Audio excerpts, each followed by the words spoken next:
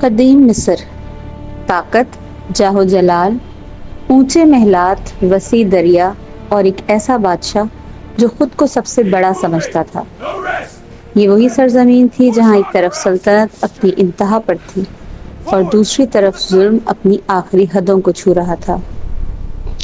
اسی دور میں اللہ نے حضرت موسیٰ علیہ السلام کو حق کا پیغام دے کر فرعون اور اس کی قوم کے پاس بھیجا، مگر جب غرور، طاقت اور تکبر دلوں پر پردہ ڈال دے تو نشانیاں بھی نصیحت نہیں بن پاتی۔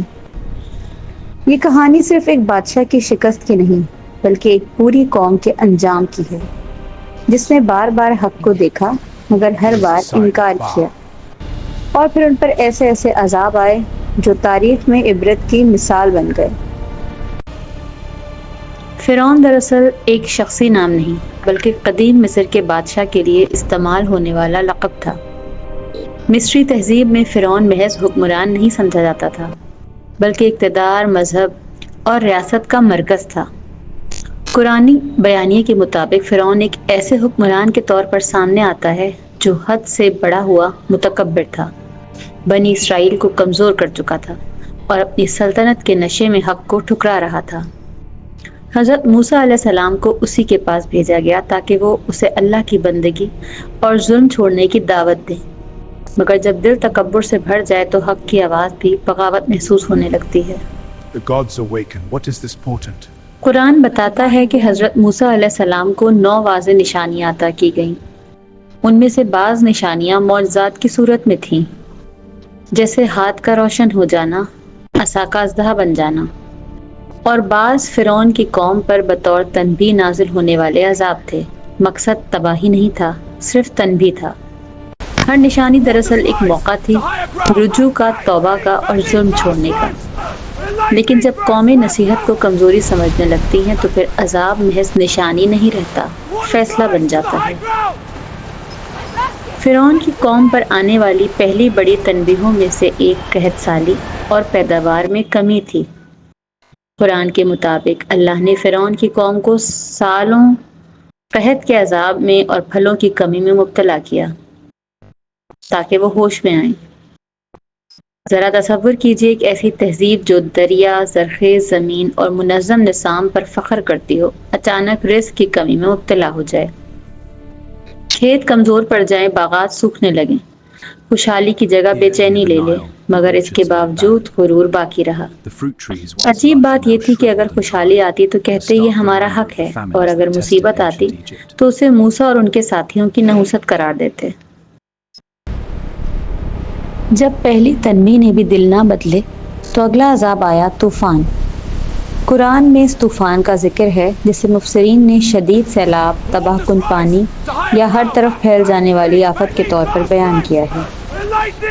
وہی پانی جو زندگی کی علامت تھا اب خوف کی علامت بن گیا۔ کھیت، گھر، گزرگاہیں، ذخیرے سب ایک ہولناک آفت کے سامنے بے بس نظر آنے لگے۔ یہ صرف قدرتی حادثہ نہیں تھا، یہ واضح پیغام تھا کہ جس رب نے نعمت دی ہے وہی چاہے تو انہی عناصر کو عذاب میں بدل دے۔ مگر فرعون قوم نے اس موقع پر بھی مستقل رجوع نہ کیا، اور پھر آیا ٹڈی دل کا عذاب۔ یہ صرف کیڑے نہیں ہوتے، زرعی تہذیبوں کے لیے وہ مکمل معاشی تباہی کی علامت ہوتی ہیں۔ جو کچھ زمین سے اگتا ہے وہ پل بھر میں ختم ہو سکتا ہے، محنت، مہینوں کا حاصل چند لمحوں میں برباد ہو جاتا ہے۔ تصور کریں کہ آسمان پر سیاہ بادلوں کی طرح چھایا ہوا ٹڈی دل، اور نیچے فصلیں، درخت، سبزہ سب کھایا جا رہا ہو۔ یہ عذاب صرف بھوک نہیں لاتا، امید بھی کھا جاتا ہے۔ لیکن فرعون اور اس کی قوم نے اس تنبیہ کو بھی مستقل تبدیلی میں نہ بدلا۔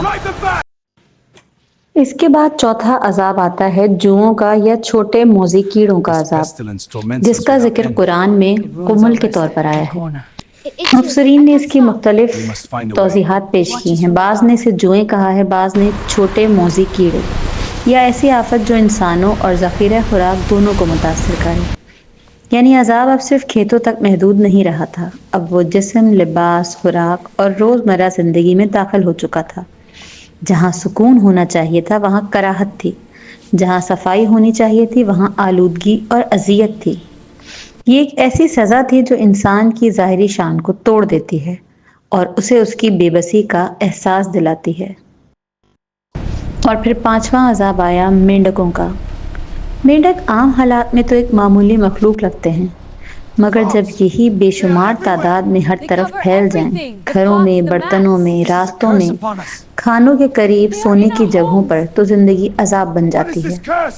یہ آفت صرف خوف نہیں، نفسیاتی اذیت بھی پیدا کرتی ہے۔ آرام، ترتیب، وقار سب ختم۔ فرعون کی قوم بار بار ان آفات سے گھر کر موسیٰ علیہ السلام سے کہتی کہ اپنے رب سے دعا کریں، ہم مان جائیں گے، لیکن جیسے ہی مصیبت ٹلتی وہ پھر اپنی پہلی سرکشی کی طرف لوٹ جاتے۔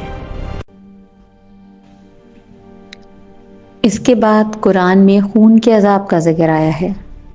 مفسرین کے مطابق اس سے مراد پانی کا خون جیسا ہو جانا ہے، یا پانی کے نظام میں ایسی تبدیلی تھی جو اسے ناقابل استعمال اور خوفناک بنا دے۔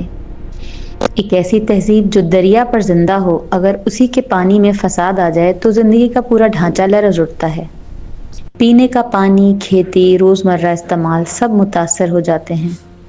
یہ محض ایک مادی بحران نہیں تھا، یہ اس دعوی خدائی پر کاری ضرب تھی جس کے ذریعے فرعون اپنی قوم پر اقتدار قائم رکھتا تھا۔